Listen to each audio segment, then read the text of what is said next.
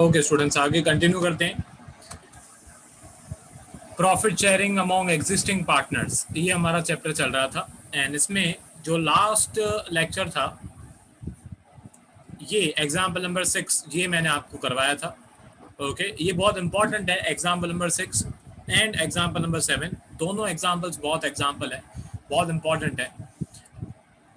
Example number 6 में WACF में आने वाली जितनी भी एडजस्टमेंट्स थी, उसको कैसे सॉल्व करते हैं, उसके क्या इफेक्ट्स होते हैं, वो मैंने आपको बता दिए थे। क्वेश्चन में तो आपको जनरल एंट्री पूछी हुई है। ओके, क्वेश्चन में आपको सिर्फ जनरल एंट्री पूछी हुई है। मैंने आपको इसके इफेक्ट्स अकाउंट्स में क्या होते हैं, रिवैल्यूएशन अकाउंट में एंड प्रॉफिट एंड लॉस, मतलब कैपिटल पार्टनर्स कैपिटल अकाउंट में, वो भी मैंने आपको बता दिया था। अभी ऐसा ही एक रिजर्व होता है, इन्वेस्टमेंट फ्लक्चुएशन रिजर्व, IFR। ये रिजर्व्स में एग्जाम्पल नंबर 7 पूरा इसी रिजर्व के ऊपर है। ये मैं क्यों करा रहा हूँ, क्योंकि बहुत सारे सम हम करेंगे जब मैं admission chapter and retirement chapter खासकर जब मैं कराऊंगा, तो ऐसी एडजस्टमेंट्स आएंगी। आपको इन्वेस्टमेंट की वैल्यू दी हुई होगी, इन्वेस्टमेंट फ्लक्चुएशन रिजर्व दिया हुआ होगा, एंड अभी तो ये आपके लिए पूरा सम है, पर तब आपको ये एक छोटी सी एडजस्टमेंट पूरे बड़े सम में, लॉन्ग सम में सॉल्व करनी पड़ेगी। तो ये इन्वेस्टमेंट की वैल्यू यहाँ पे आपको दी हुई है। 3 पार्टनर्स हैं, Gaurav, Saurabh and Kabir, sharing profit and losses in the ratio of 4:3:2। ठीक है, तो 3 पार्टनर्स हैं, तीनों पार्टनर्स का ये ओल्ड रेशियो आपको दिया हुआ है। हमारे काम का इस सम्स में ओल्ड रेशियो ही होता है, क्योंकि ओल्ड रेशियो में हम लोग ये जो रिजर्व्स होते हैं इन्हें हम डिस्ट्रीब्यूट करते हैं। ठीक है, old partners, old P&L ratio, इनमें ही हम ये जो भी रेशियोज होते हैं इसे डिस्ट्रीब्यूट करते हैं। तो अब यहाँ पे लिखा हुआ है Gaurav, Saurabh and Kabir sharing profit and losses in the ratio of 4:3:2, decided to share future profits and losses in the ratio of 2:3:4। ठीक है, यहाँ पे फिलहाल इस सम में ये जो 2:3:4 है, ये मेरे कोई भी काम का नहीं है। ठीक है, फिलहाल ये 2:3:4 ये मेरे कोई भी काम का नहीं है। मैं यहाँ पे ओल्ड रेशियो लिख देता हूँ।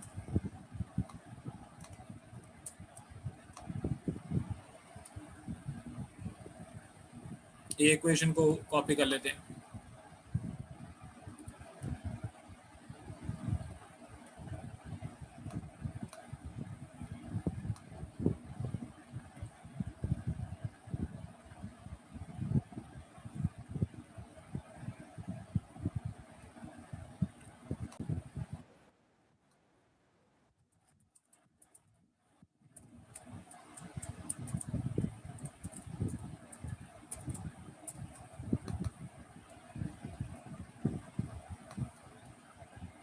प्रॉब्लम है। ओके, तो old ratio equals to 4:3:2। Okay, 4 + 3 7, 7 + 2 9, तो 4/9, 3/9, 2/9। ये आपका ओल्ड रेशियो है, यही हमारे काम आएगा। अब यहाँ पे आपको न्यू रेशियो भी दिया हुआ है। फिलहाल इस सम में कोई न्यू रेशियो हमारे काम का नहीं है। एंड आपको नीचे बैलेंस शीट दी हुई है, छोटा सा पार्ट ही आपको दिया हुआ है। एसेट साइड पे आपको इन्वेस्टमेंट दी हुई है 2 lakh rupees at cost, and investment fluctuation reserve की वैल्यू आपको दी हुई है 18,000। मैं अगर इन्वेस्टमेंट फ्लक्चुएशन रिजर्व के बारे में बताऊं, तो इन्वेस्टमेंट फ्लक्चुएशन रिजर्व में हम अपने प्रॉफिट्स में से, मतलब पार्टनर्स जो है वो अपने प्रॉफिट में से कुछ पैसे बचा के रखते हैं, ताकि अगर इन्वेस्टमेंट्स की वैल्यू फ्लक्चुएट हो, कभी वैल्यू गिर जाए, ठीक है, कभी इन्वेस्टमेंट की वैल्यू कम हो जाए, तो उसका जो लॉस है उसको कोप अप करने के लिए, उसको कवर करने के लिए हम एक रिजर्व बनाते हैं। उस रिजर्व्स को हम इन्वेस्टमेंट फ्लक्चुएशन रिजर्व बोलते हैं। तो अब यहाँ पे ये रिजर्व के अंदर जो पैसे होते हैं, जब भी पार्टनर्स का जो एग्जिस्टिंग रेशियो है वो चेंज होता है, तब ये रिजर्व के अंदर वाले पैसे हम डिस्ट्रीब्यूट कर देते हैं। Old partners, old P&L ratio पर हम एसेट्स को भी रिवैल्यू करते हैं, लायबिलिटीज को भी रिवैल्यू करते हैं। ये भी मैंने पिछले चैप्टर लेक्चर में आपको बताया था कि रिवैल्यूएशन जब होता है तो सारे एसेट्स एंड सारी वैल्यूज, जितनी भी लायबिलिटीज हैं, सबकी वैल्यूज को रीवैल्यू किया जाता है, एंड सारे जो अकोमुलेटेड प्रॉफिट्स हैं उनको डिस्ट्रीब्यूट किया जाता है। तो अब यहाँ पे हम देखेंगे कि इन्वेस्टमेंट में कोई लॉस तो नहीं हुआ। अगर इन्वेस्टमेंट में लॉस हुआ होगा तो सबसे पहले वो इन्वेस्टमेंट के लॉस को मैं कवर करूंगा इन्वेस्टमेंट फ्लक्चुएशन रिजर्व में से, एंड फिर अगर कुछ पैसा बचेगा तो वो पार्टनर्स को मिलेगा। अब यहाँ पे 3 पार्टनर्स हैं, गौरव, सौरभ एंड कबीर। तो नीचे मैंने अकाउंट भी बनाया हुआ है, मैं आपको इसके जो अकाउंटिंग इफेक्ट्स हैं वो भी बताने वाला हूँ, ठीक है, क्योंकि ये भी इंपॉर्टेंट है, अकाउंटिंग इफेक्ट्स भी पता होने चाहिए, ठीक है। अकाउंटिंग इफेक्ट्स अगर नहीं पता होंगे तो आगे, मतलब ऑब्वियसली आगे आप सीख पाओगे, पर अभी से अगर पता होंगे तो ज़्यादा अच्छा, ठीक है, क्योंकि ये revaluation account, partners capital account, इसमें डेबिट साइड पे या क्रेडिट साइड पे क्या इफेक्ट्स होते हैं ये भी पता होना चाहिए। इसी चैप्टर में भी आगे रीवैल्यूएशन अकाउंट एंड इस टाइप के सम्स जो है वो आने वाले हैं, ठीक है। तो यहाँ से ये रिवैल्यूएशन अकाउंट है, ये पार्टनर्स कैपिटल अकाउंट है, यहाँ पे मैं लिख देता हूँ गौरव, शॉर्ट फॉर्म में लिख रहा हूँ फिलहाल तो, गौरव, उसके बाद सौरभ एंड कबीर,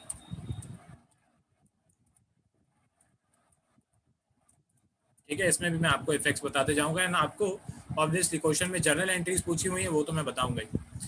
अब सबसे पहला case 1, when there is no information, investment fluctuation, reserve की वैल्यू है 18,000, इन्वेस्टमेंट की वैल्यू है 2 लाख।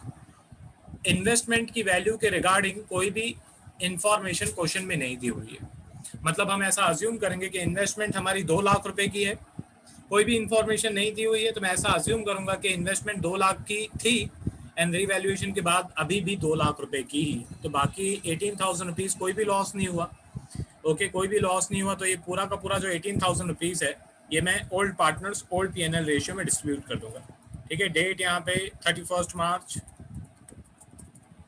2021, डेट ये वाली आएगी 31 मार्च 2021। मैं 1 2 3 4 करके केस 1 केस 2 नहीं 1 2 3 4 करके लिख रहा हूँ एंट्रीज। तो ये इन्वेस्टमेंट फ्लक्चुएशन रिजर्व डेबिट होगा, इन्वेस्टमेंट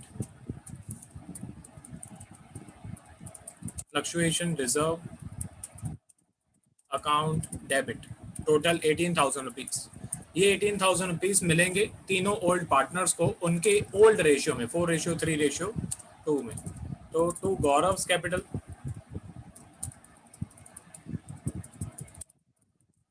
अकाउंट, टू सौरभ है, क्या है सौरभ है कि कबीर है, सौरभ, ठीक है। तो to Saurabh capital account and उसके बाद नीचे टू कबीर कैपिटल अकाउंट।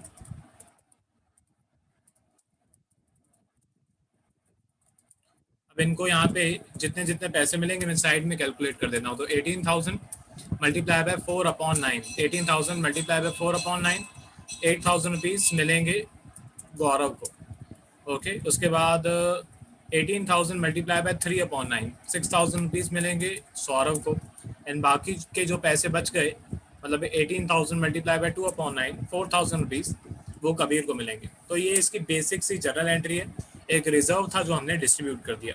अब इसका इफेक्ट कोई भी रिवैल्यूएशन अकाउंट में इसका कोई भी इफेक्ट नहीं आएगा, क्योंकि इन्वेस्टमेंट की वैल्यू में ना कोई प्रॉफिट हुआ ना कोई लॉस हुआ। रिवैल्यूएशन अकाउंट के बारे में भी मैं समझा चुका हूँ, मैं एक बार फटाफट इसका अगर एक लाइन में मीनिंग समझाऊं तो अगर कोई प्रॉफिट होता है तो हम रिवैल्यूएशन अकाउंट में क्रेडिट करते हैं एंड अगर कोई लॉस हो जाता है तो रिवैल्यूएशन अकाउंट में डेबिट करते हैं, ओके। यहाँ पे कोई प्रॉफिट कोई लॉस नहीं हो रहा था, इसीलिए रिवैल्यूएशन अकाउंट को टच नहीं करेंगे।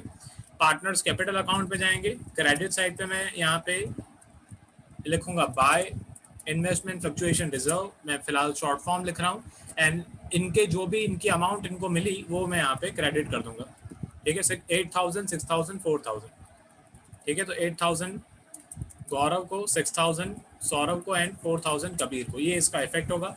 रिवैल्यूएशन अकाउंट में इसका कोई भी इफेक्ट नहीं आएगा। पार्टनर्स कैपिटल आपको बनाने के लिए बोला नहीं हुआ है, मैं अपनी तरफ से बता रहा हूँ। इसके बाद सेकंड केस, यहाँ पे सेकंड केस में क्या लिखा हुआ है, सेकंड केस में लिखा हुआ है when market value of investment is 2 lakh rupees. अब इन्वेस्टमेंट की वैल्यू हमारी बुक्स में, बुक वैल्यू इन्वेस्टमेंट की 2 लाख रुपीज़ है। अब हमने रीवैल्यू किया, जब भी profit and loss ratio change होता है तो हम सारे एसेट्स एंड सारी लाइबिलिटीज रीवैल्यू करते हैं। तो हमने यहाँ पे इन्वेस्टमेंट की मार्केट वैल्यू को देखा, तो इन्वेस्टमेंट की मार्केट वैल्यू भी 2 लाख रुपए है, हमारी बुक्स में भी मार्केट वैल्यू 2 लाख रुपए है एंड असली में भी मार्केट वैल्यू 2 लाख रुपए है, तो कोई भी चेंज नहीं हुआ, ठीक है। तो 80 कोई भी लॉस नहीं हुआ, तो ये 18,000 सेम टू सेम तरीके से हम डिस्ट्रीब्यूट करेंगे। मैं यहाँ पे लिख देता हूँ सेम एज केस 1, ठीक है, कोई एंट्री में चेंज नहीं होगा, कोई इफेक्ट में भी यहाँ पे चेंज नहीं होगा, ठीक है। यहाँ पे भी वही सेम आएगा, यहाँ पे भी आप लिखोगे बाय इन्वेस्टमेंट फ्लक्चुएशन रिजर्व 8,000, 6,000, 4,000, ठीक है। कोई यहाँ पे चेंज होने वाला नहीं है। ये केस 1 एंड ये केस 2 सेम टू सेम, क्योंकि इन्वेस्टमेंट की वैल्यू पहले भी 2 लाख थी, अभी भी 2 लाख है। उसके बाद केस 3, यहाँ से इंटरेस्टिंग होना शुरू होगा ये वाला सम। यहाँ पे लिखा हुआ है market value of investment is 1,91,000। पहले हमारी इन्वेस्टमेंट की जो बुक वैल्यू है जो हमने रिकॉर्ड की है अपनी बैलेंस शीट में वो है 2 लाख रुपए, पर हमने जब रीवैल्यू किया तो हमको पता चला कि अभी रियलिटी में मार्केट वैल्यू जो है इन्वेस्टमेंट की वो है 1,91,000 रुपीज। तो अब मैं इसकी कैलकुलेशन थोड़ी साइड में कर देता हूँ। यहाँ पे हमारी इन्वेस्टमेंट जो है वो हमने अज्यूम किया था कि ऐसे 2 लाख रुपए की बुक वैल्यू में हमने रिकॉर्ड किया था। अभी उसकी जो मार्केट वैल्यू है वो है 1,91,000। तो बाकी यहाँ पे हमारा बीच में लॉस हो गया, ठीक है। 2 लाख माइनस 1,91,000 मतलब टोटल 9,000 रुपए का हमारा लॉस हो गया, ठीक है। ये 9,000 रुपए जो लॉस हुआ हमारा, ये 9,000 रुपए मैं इन्वेस्टमेंट फ्लक्चुएशन रिजर्व में से कट करूंगा, ठीक है। ये 9,000 रुपीज का जो लॉस हुआ, ये 9,000 रुपीज का लॉस इन्वेस्टमेंट फ्लक्चुएशन रिजर्व में से कट करूंगा मैं। अच्छा, इसका कोई इफेक्ट रीवैल्यूएशन अकाउंट में नहीं आएगा। क्यों नहीं आएगा? बहुत सारे स्टूडेंट्स को ये डाउट होता है, ठीक है। ये डाउट मैं आपका क्लियर कर देता हूँ। बहुत सारे स्टूडेंट्स मेरे से पूछते हैं कि सर ये 9,000 रुपीज हमारा लॉस हुआ, तो ये आप रीवैल्यूएशन अकाउंट में डेबिट साइड पे क्यों नहीं लिख रहे हो, ठीक है। आप यहाँ पे 9,000 रुपीज का लॉस क्यों नहीं लिख रहे हो? ओके, आपने बोला था ये रीवैल्यूएशन अकाउंट है, डेबिट साइड पे लॉस आते हैं, क्रेडिट साइड पे प्रॉफिट आते हैं, तो ये लॉस यहाँ पे क्यों नहीं लिखा? उसका रीजन है इन्वेस्टमेंट फ्लक्चुएशन रिजर्व। देखो हमारे पास जो रिजर्व है इन्वेस्टमेंट फ्लक्चुएशन रिजर्व वो है 18,000 रुपीज। हम सबसे पहले अगर कोई इन्वेस्टमेंट में, ये क्योंकि रिजर्व ही इन्वेस्टमेंट के लिए बनाया हुआ है, तो अगर कोई इन्वेस्टमेंट पे लॉस होता है तो सबसे पहले मैं यहाँ से माइनस करूंगा। तो 18,000 रुपीज जो है वो हमारा इन्वेस्टमेंट फ्लक्चुएशन रिजर्व है। ये 18,000 रुपीज में से 9,000 रुपीज में लॉस माइनस कर दूंगा, ठीक है। ये भी कैलकुलेशन में साइड में कर देता हूँ। 18,000 रुपीज में से 9,000 रुपीज जो लॉस हुआ वो हम माइनस कर देंगे, तो बाकी के 9,000 रुपीज जो है वो बच जाएंगे। तो ये 9,000 रुपीज लॉस है, और जो बाकी का बच गया 9,000, जो बच गया 9,000, ठीक है, ध्यान देना क्योंकि यहाँ पे क्या अमाउंट सेम है, 9,000 9,000, कंफ्यूज नहीं होना। जो 9,000 बच गया वो हम पार्टनर्स को डिस्ट्रीब्यूट करेंगे। तो इसकी एंट्री क्या होगी मैं वो भी बता देता हूँ, ठीक है। केस 3 की एंट्री, सबसे पहले investment fluctuation reserve account debit होगा 18,000, ये तो हर एक केस में सेम ही रहने वाला है। अब उसके बाद यहाँ पे इन्वेस्टमेंट, ठीक है, यहाँ पे मैं क्रेडिट करूंगा टू इन्वेस्टमेंट अकाउंट।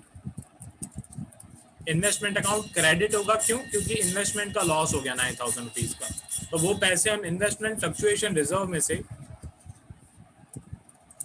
कट करेंगे, एंड जो बाकी के 9,000 बच गए उसके 3 पार्ट्स होंगे। ओके, यहाँ पे मैं लिखूंगा to Gaurav capital account.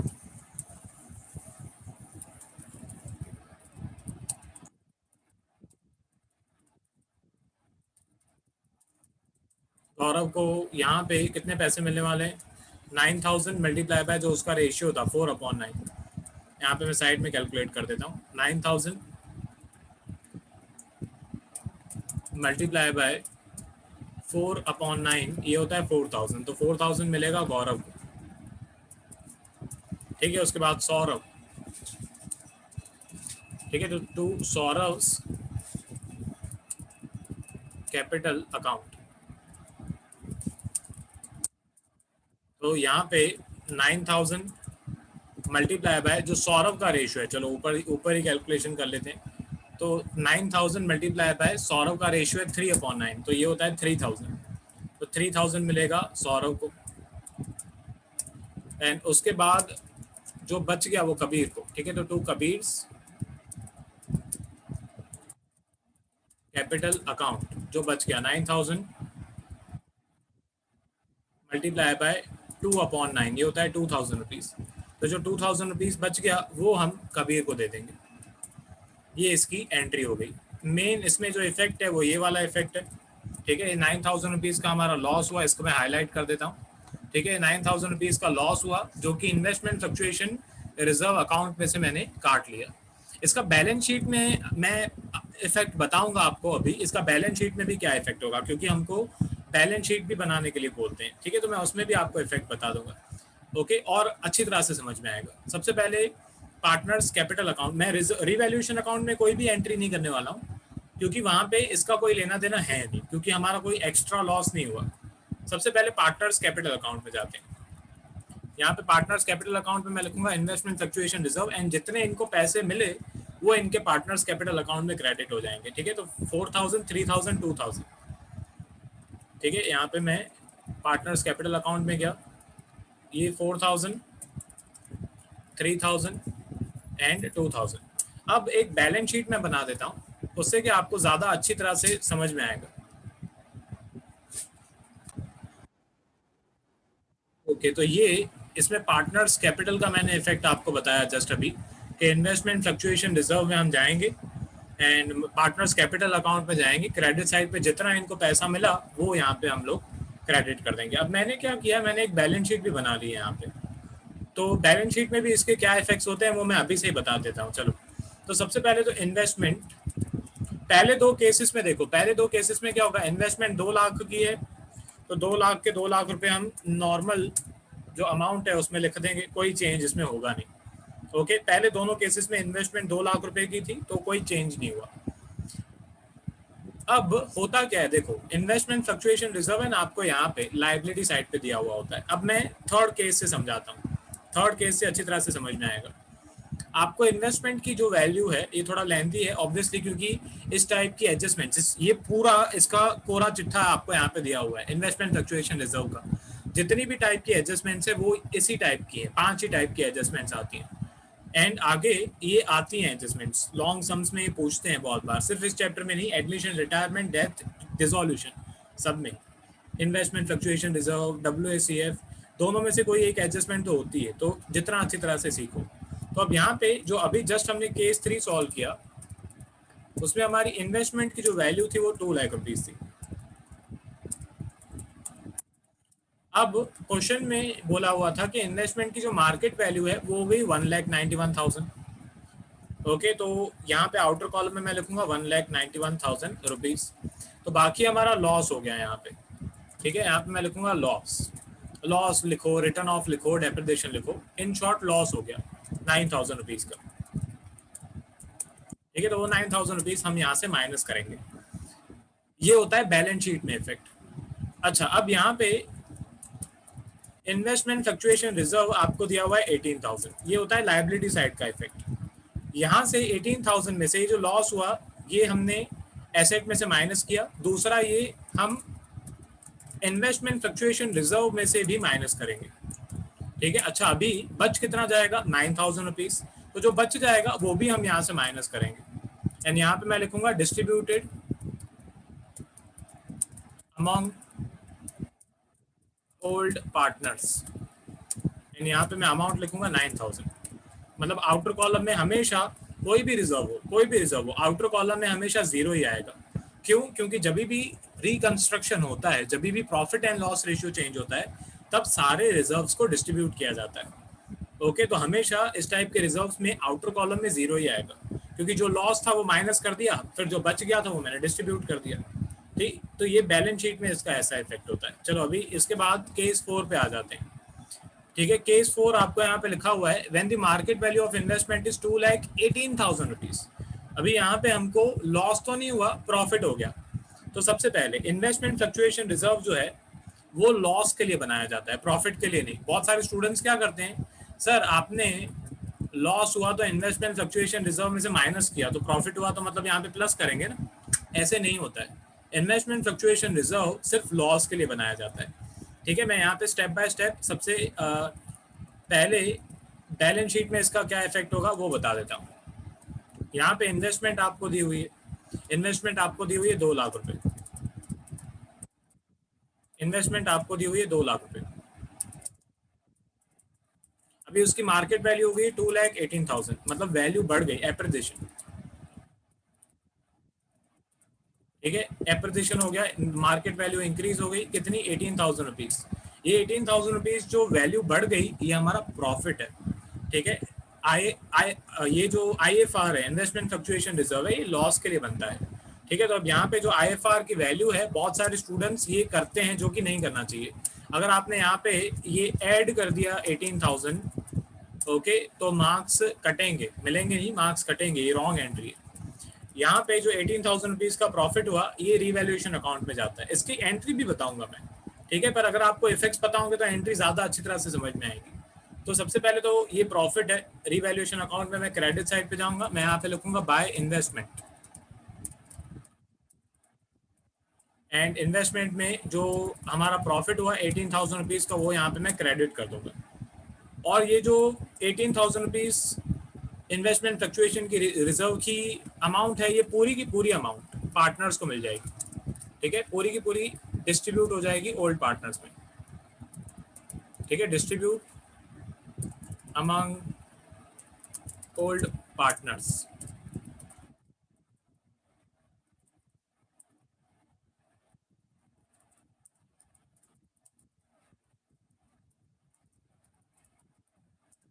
-18,000, outer column में जीरो ही आएगा हर एक केस में। तो अब सबसे पहले तो एंट्री पे आ जाते हैं। अभी इसके पार्टनर्स कैपिटल में भी एंट्री होगी, मैं बताऊंगा अभी। इसकी केस जो यहाँ पे 4 एंड 5 है, ये सुपर इंपॉर्टेंट है। ठीक है, केस 4 एंड 5 ये सुपर इंपॉर्टेंट है, ध्यान से इसको टिक भी कर लेना। पूरा सम ही इंपॉर्टेंट है, पर केस 4 एंड 5 ज़्यादा इंटरेस्टिंग है क्योंकि इसमें बहुत सारे एंट्रीज वगैरह होती हैं। तो सबसे पहले तो मैं यहाँ पे लिखता हूँ 4A, ये पहली एंट्री जो है वो सेम होगी। ठीक है, पहली एंट्री वो सेम होगी। यहाँ पे इन्वेस्टमेंट फ्लक्चुएशन रिजर्व जो है वो मैं पूरा का पूरा डिस्ट्रीब्यूट कर दूंगा। ठीक है, वो कोई भी चेंज यहाँ पे नहीं होने वाला है। ठीक है, ये एंट्री मैंने यहाँ से की कॉपी। ठीक है, वो यहाँ पे मैंने कर दी paste. Investment fluctuation reserve 18,000 old partners old PNL ratio distribute हो जाएगा, उसका इफेक्ट भी मैं यहाँ पे कर देता हूँ। पार्टनर्स कैपिटल अकाउंट में यहाँ पे मैं जाऊँगा क्रेडिट साइड पे, बाय इन्वेस्टमेंट फ्लक्चुएशन रिजर्व 8,000 6,000 4,000, ये मैंने यहाँ पे डिस्ट्रीब्यूट भी कर दिया। अब इसके बाद दूसरी जो एंट्री है, दूसरी जो एंट्री होगी वो ये रिवैल्यूएशन का जो प्रॉफिट है, ये जो रिवैल्यूएशन का हमारा प्रॉफिट हुआ 18,000 रुपीज, इस प्रॉफिट को डिस्ट्रीब्यूट करने वाली होगी। अब नॉर्मली क्या होता है, नॉर्मली जो बड़े बड़े सम्स होते हैं, नॉर्मली बड़े बड़े सम्स में यहाँ पे और भी बहुत सारी एडजस्टमेंट्स आती हैं, और भी यहाँ पे आपको प्रॉफिट्स दिए हुए होंगे, डेबिट साइड पे लॉस दिए हुए होंगे, पर यहाँ पे नहीं दिए हुए हैं। ठीक है, यहाँ पे सिर्फ इन्वेस्टमेंट की वैल्यू है प्रॉफिट की 18,000। तो ये 18,000 ही हमारा टोटल है, ये 18,000 ही हमारा टोटल है। ठीक है, वही 18,000 हमारा प्रॉफिट है। तो ये जो प्रॉफिट की वैल्यू होती है ना 18,000, ये भी पार्टनर्स को मिलती है। तो रिवैल्यूएशन अकाउंट में मैं यहाँ पे लिखूंगा 2 पार्टनर्स कैपिटल अकाउंट, एंड यहाँ पे मैं फिलहाल तो शॉर्ट फॉर्म लिख देता हूँ, गौरव सौरभ एंड कबीर। अभी 18,000 रुपीज भी डिस्ट्रीब्यूट होगा तीनों पार्टनर्स में। ठीक है, 18,000 मल्टीप्लाई बाय 4/9, तो 8,000 रुपीज मिलेगा गौरव को, ये प्रॉफिट की वैल्यू है। उसके बाद 18,000 मल्टीप्लाई बाय 3/9, 6,000 मिलेगा सौरभ को, एंड उसके बाद जो बच गया मतलब 18,000 मल्टीप्लाई बाय 2/9, 4,000, ये मिलेगा कबीर को। अब ये यहाँ पे हुआ डेबिट। ठीक है, ये जो रिवैल्यूएशन अकाउंट है, ये जो प्रॉफिट है, ये यहाँ पे हुआ डेबिट, पार्टनर्स कैपिटल अकाउंट में होगा क्रेडिट। पार्टनर्स कैपिटल अकाउंट में हम जाएंगे, हम क्रेडिट साइड पे लिखेंगे यहाँ पे by revaluation account, and bracket में मैं लिखूंगा प्रॉफिट, एंड इनकी जो अमाउंट है 8,000 6,000 4,000, वो हम यहाँ पे old partners old PNL ratio में डिस्ट्रीब्यूट कर देंगे। अब इसकी एंट्री भी मैं बता देता हूँ, इसकी एंट्री भी ऑब्वियसली आपको करनी पड़ेगी 4B। ठीक है, इसकी एंट्री होगी 4B, revaluation account debit, 18,000 rupees का प्रॉफिट हुआ, एंड ये पैसे हम पार्टनर्स के कैपिटल अकाउंट में क्रेडिट करेंगे। ठीक है, टू गौरव कैपिटल अकाउंट,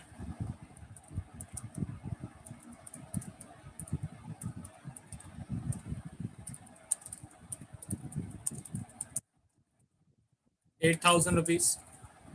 उसके बाद सौरभ के कैपिटल अकाउंट में ₹6,000 एंड उसके बाद कबीर के कैपिटल अकाउंट, ठीक है, कबीर कैपिटल अकाउंट ₹4,000। ये इसकी दो एंट्रीज होंगी। इसके बाद फिफ्थ केस एंड सबसे इंटरेस्टिंग केस, क्वेश्चन में लिखा हुआ है market value of investment is ₹1,73,000।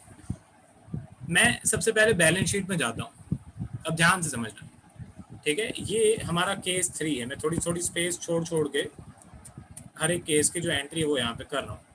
तो ये जो इन्वेस्टमेंट है, ये हमारी इन्वेस्टमेंट, यहाँ पे मैं लिख देता हूँ इन्वेस्टमेंट है हमारी ₹2,00,000। अब उस इन्वेस्टमेंट की जो वैल्यू है वो हो गई ₹1,73,000। मैं एक बार वापस से चेक कर लेता हूँ, इन्वेस्टमेंट की वैल्यू ₹1,73,000 हो गई है। तो अब यहाँ पे हो चुका है लॉस, ठीक है। अब यहाँ पे हो चुका है लॉस, कितने रुपीस का लॉस हुआ वो यहाँ पे मैं लॉस लिखता हूँ एंड माइनस करता हूँ, 2 लाख माइनस ₹1,73,000। तो टोटल लॉस हो गया हमारा ₹27,000 का।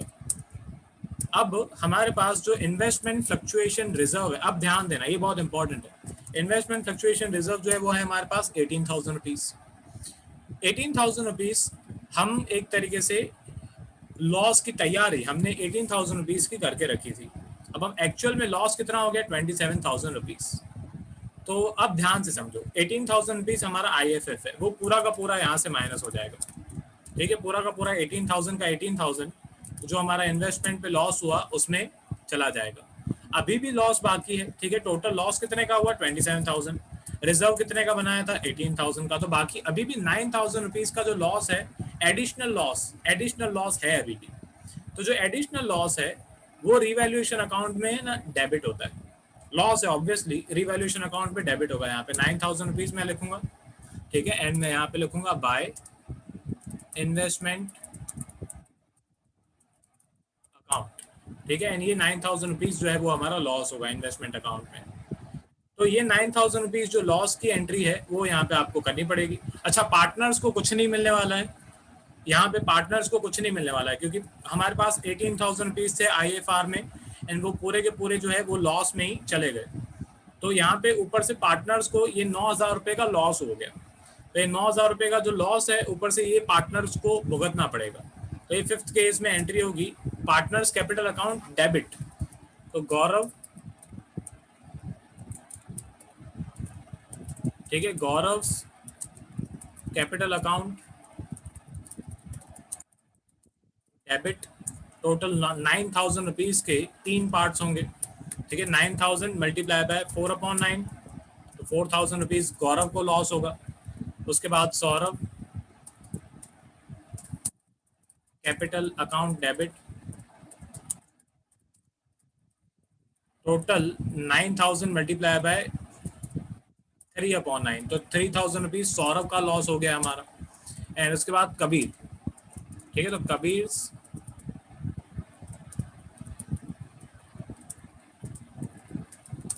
कैपिटल अकाउंट डेबिट जो बच गया, मतलब 4,000 9,000 सॉरी मल्टीप्लाई बाय 2/9, 2,000 ये कबीर के कैपिटल अकाउंट में डेबिट होगा एंड क्रेडिट होगा टू रिवैल्यूएशन अकाउंट, ठीक है। एंड क्रेडिट होगा ₹9,000 रिवैल्यूएशन अकाउंट। इसका इफेक्ट पार्टनर्स कैपिटल में कैसे होगा मैं वो भी बता देता हूँ। पार्टनर्स कैपिटल में हम डेबिट साइड पे जाएंगे, ठीक है। यहाँ पे मैं लिखूंगा टू रिवैल्यूएशन अकाउंट, यहाँ पे मैं ब्रैकेट में लिखूंगा लॉस एंड जो इनका लॉस हुआ वो यहाँ पे 4,000 3,000 2,000 डिस्ट्रीब्यूट हो जाएगा। यहाँ पे एंट्री मैंने की हुई है, ठीक है। मैं क्या करता हूँ यहाँ पे भी एंट्री कर देता हूँ, क्योंकि अभी टोटल वगैरह मैं चेंज नहीं कर रहा हूँ। जैसे ये प्रॉफिट वाली एंट्री है इसको मैं अलग हाईलाइट कर देता हूँ ताकि आपको अलग लगे, ठीक है। ये जो एंट्री है ये पहले वाले केस की एंट्री है एंड अभी यहाँ पे मैं लिखूंगा जो बाय पार्टनर्स कैपिटल वो लॉस की एंट्री, ठीक है। टोटल यहाँ पे जी का मतलब गौरव का जो लॉस है वो है 4,000।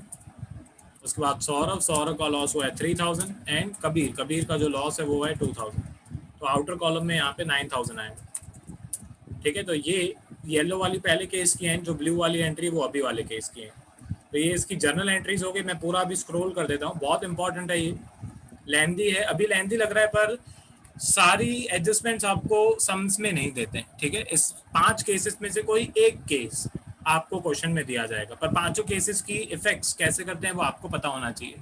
तो WACF में क्या, WACF वाली एडजस्टमेंट समझाने के टाइम पे मैंने बैलेंस शीट नहीं बनाई थी, क्योंकि उसमें इतना ज़रूरी नहीं होता है। इन्वेस्टमेंट की वैल्यूज़ में क्या है, इन एसेट साइड भी इफेक्ट्स होते हैं, तो मेरा बताना ज़रूरी था। तो ये क्वेश्चन है एग्जाम्पल नंबर 7, ये उसकी जर्नल एंट्रीज हैं जो अभी पूछी हुई हैं। जर्नल एंट्रीज केस 1 की जर्नल एंट्री एक ही है, केस 2 की भी एक ही जर्नल एंट्री, केस 3 की भी एक ही है, केस 4 में 2 जर्नल एंट्रीज होती हैं, केस 5 में एक ही जर्नल एंट्री होती है। ये रिवैल्यूएशन अकाउंट, रिवैल्यूएशन अकाउंट में इसके क्या इफेक्ट्स होंगे। ये पार्टनर्स कैपिटल अकाउंट, पॉज करके सब लिखते जाना, ये पार्टनर्स कैपिटल अकाउंट में कैसे कैसे अलग अलग केस में इफेक्ट होंगे। एंड उसके बाद ये बैलेंस शीट। ठीक है, तो ये आपका एग्जाम्पल नंबर 7 था।